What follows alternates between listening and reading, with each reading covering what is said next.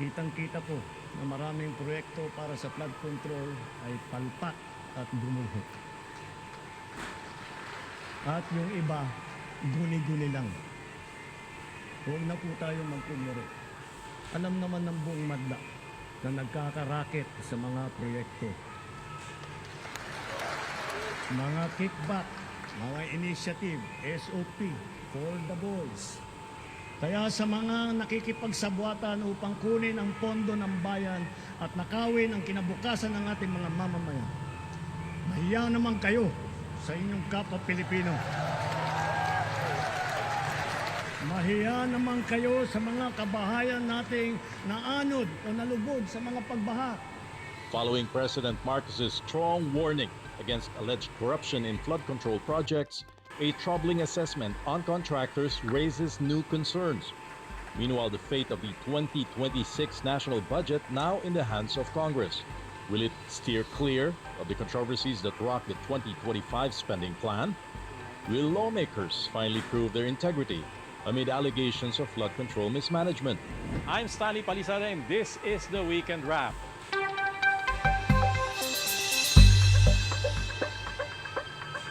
Nearly 10,000 flood control projects were implemented in the first 3 years of the Marcos administration, costing over half a trillion pesos.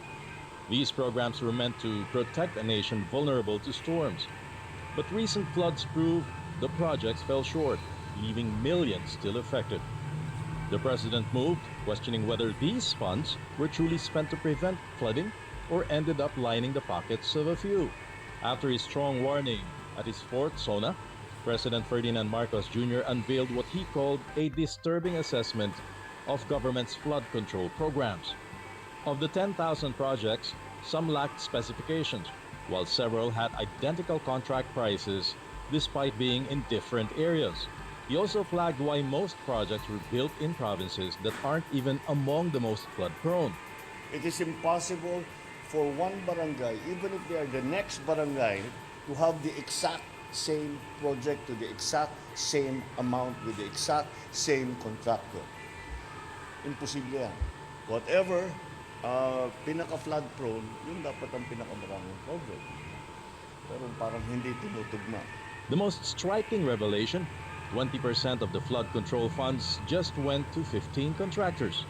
The legacy construction company, owned by brothers Alex and Raymond Apelido from Romblon, bagged most of the contracts, completing over 100 projects from 2022 to 2024. Other familiar names include two firms by the Discayas, Alpha and Omega General Contractor and Development Corporation, owned by Sara Discayo, who lost in the Pasig mayoral race, came in second, while St. Timothy Construction Corporation, which is 85% owned by Maria Roma Angeline Discaya Rimando, ranked third. Pasig City Mayor Vico Soto sees the president's list as a chance for truth to surface. He vows to assist government in probing possible anomalies. But the president clarifies releasing the names is not a verdict, with no company facing penalties yet. It will be premature for me to name names, etc. until we really know what's going on. Mali si ganyan, tapos mali. That's not fair. Still, some officials argue the focus shouldn't stop on contractors, and lawmakers should also be under scrutiny. Among those linked to the controversy is Ako Bicol Representative Zalvi Co. over his alleged connection to SunWest, which ranked 8th among the top 15 contractors named by President Marcos. Kailangan i-sustain ni Presidente ito, no? Walang let up. No? Pangalawa, kailangan na niyang magkaroon na talaga ng formal investigation para makagather na talaga ng evidence. Ano?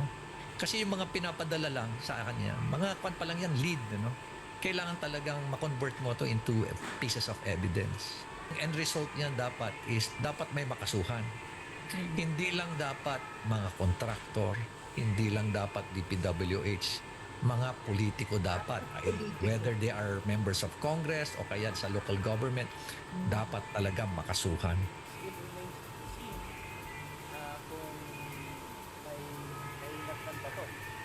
Meron ba? Siyempre, ang pinakasukatan naman, meron bang makakasuhan? Diba? Mapapanagot ba? Whether legislator, whether opisyal ng Malacanang, or contractor. The Senate President also being dragged into the mess. A report revealed SP Francis Escudero's top 2022 campaign donor is part of the President's list. Escudero confirms the donation but denies involvement in securing contracts for the company. He also claims the House of Representatives is behind a demolition campaign against him and other senators who opposed continuing Vice President Sara Duterte's trial. So klaro, malisyoso ang artikulo. Wala akong kinalaman sa pag-identify, paggawa ng program of work, pag-bid, pag-award, pagbahay, pagbayad ng anumang proyekto sa pamahalaan, sa Sorsogon man o sa labas ng lalawigan ng Sorsogon. Yung mga may gusto ng impeachment, yung marahil nasaktan, tinamaan o nasapul sa mga talumpati at mga pinagagawa at pinagsasabi ko nitong mga nagdaang araw. Klaro naman yun. Kasamahan Yun ang impormasyong nakakarating sa amin. Navotas Representative Toby Tiangco backs Escudero, suggesting the demolition effort also targets him as he was accused of being behind an alleged ouster plot against House Speaker Martin Romualdez. It's the same people na tumitira sa akin, yun din ang tumitira sa kanya. No? It's a long story, but pinagdududahan kasi ni Martin na kami ni Cheese magkasabwat doon sa supposedly pagtanggal sa kanya. Sabi ko, hindi naman ako close kay Cheese. Bakit naman ako ang kami ang kukonektan yung dalawa? Yung bulong brigade niya siguro doon, yun ang mga naninira na sinasabi, ginagawa ko to, ginagawa ko yan. I remember clearly, he called me one night, he told me, meet Cheese. Dahil may mga suggestions sa campaign. Meanwhile, the House Speaker remains silent, focusing instead on the budget season. The Budget Department formally submitted a 2026 National Expenditure Program to the House of Representatives, proposing a 6.79 trillion spending plan, a 7.4 increase from this year. The social services sector, covering education, health, and social protection, received the largest allocation at 2.3 trillion pesos.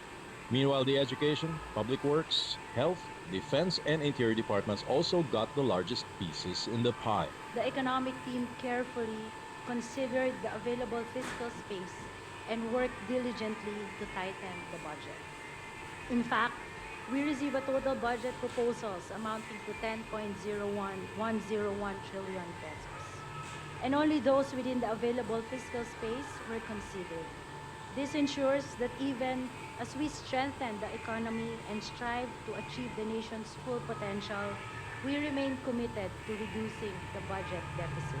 The lower chamber vows to scrutinize the budget carefully to prevent corruption. Speaker Martin Romualdez also announcing reforms for this year's proceedings, including abolishing the small committee, which is criticized for amending the budget behind closed doors. A budget is not just a spending plan. It is a mirror of our priorities and a measure of our accountability to the people. And because this is the people's money, the process of crafting it must be transparent, inclusive, and worthy of public trust. In the coming weeks, we will review every page of the net expenditure program, guided by one question. Makakabuti ba ito sa ating mga kababayan? If yes, we will support it. If not, we will work to make it better. A budget that people can trust is a government the people can believe in. Meanwhile, over 10 billion pesos is allocated next year for confidential and intelligence funds, down from the current General Appropriations Act. The President received the largest secret fund and none for the Vice President's office. The House previously cited alleged misuse of confidential funds in 2022 when it impeached VP Duterte, with dubious recipients including Mary Grace Piatos questioned for non-existence. But all these remain a mystery after the Senate archived the impeachment complaint against the VP. Despite this, Duterte vows to address all allegations against her in the proper forum. But Malacanang quickly reacted, saying that if the Vice President is sincere, she should have provided explanations long ago. Noong umakyat sa Supreme Court, yung kaso, lahat ng hiningi ng Supreme Court ay ibinigay namin. Doon sa mga tamang forum at sa tamang venue, nagbibigay kami ng saktong sagot at nagbibigay kami ng explanation ng mga accusation. Hindi pwede na moro-moro na kung saan lang nagbibigay ng akusasyon at kung saan o kung kailan lang nila gusto mag-akusa ng tao. Noon pa po dapat niya ginawa.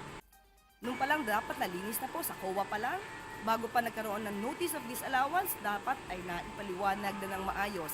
Hindi na darating ito sa impeachment proceedings kung naging maliwanag lamang ang kanyang pag-explain. Lalo na ng kanyang mga tauhan na mula yata sa accountant hanggang kay Atty. Zuniga Lopez ay walang alam kung paano nagastos ang confidential funds. Even with a trial on hold, the Vice President's camp is not letting their guard down. They believe another impeachment complaint may be filed as early as February next year. She was always direct with us where during the preparations leading up to what the situation we're in now. She was always consistent also in telling us that she was really ready to go through trial. Let's not confuse yung readiness to face these allegations with the willingness to be subjected to an unconstitutional process to begin with. To clarify future impeachment processes, House Deputy Speaker Ronaldo Puno calls for charter change, citing constitutional ambiguities that stalled Duterte's trial. While the provisions of our Constitution are noble in aspiration, certain provisions are marked by ambiguity and procedural deficiency. When its wording is subject to multiple interpretations, the predictability of law dissolves, opening the door to legal confusion and arbitrary application. Over to another headline-making issue, e-wallet platforms now have less than a day to remove their in-app links to online gambling, links that make it easy for users to place bets. This follows an order from the Philippine Central Bank as the Senate launched its probe on the social ills linked to online gambling. Senators are unanimously pushing to crack down on online gambling, asserting its social cost outweighs the revenue it generates. Just this month, again in Bukidnon, there was a police corporal who robbed a convenience store at gunpoint, reportedly for his online gambling. He stole 12,000 from the register before he was arrested. It does not matter whether it is legal or illegal, licensed or unlicensed. Online gambling is destroying our lives. In the face of this crisis, there is only one moral choice, ladies and gentlemen: end online gambling now. Tensions also flaring in the West Philippine Sea.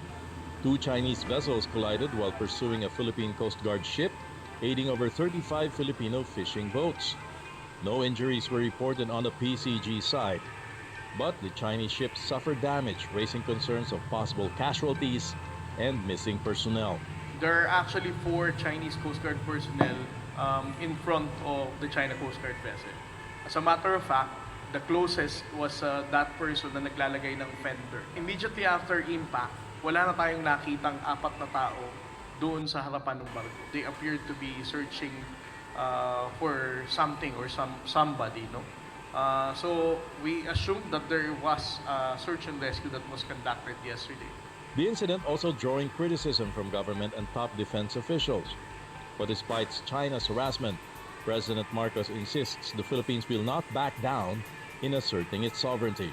We have never instructed any of our vessels to back out. Never. Dito sa gobyernong ito, hindi tayo umaatras sa laban.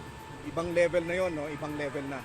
Ang assessment natin doon ay yung PLA Navy ship ay talagang ang pakay niya, ang objective niya ay i-ram yung ating Philippine Coast Guard. Yun rin ang assessment ng ating Philippine Coast Guard.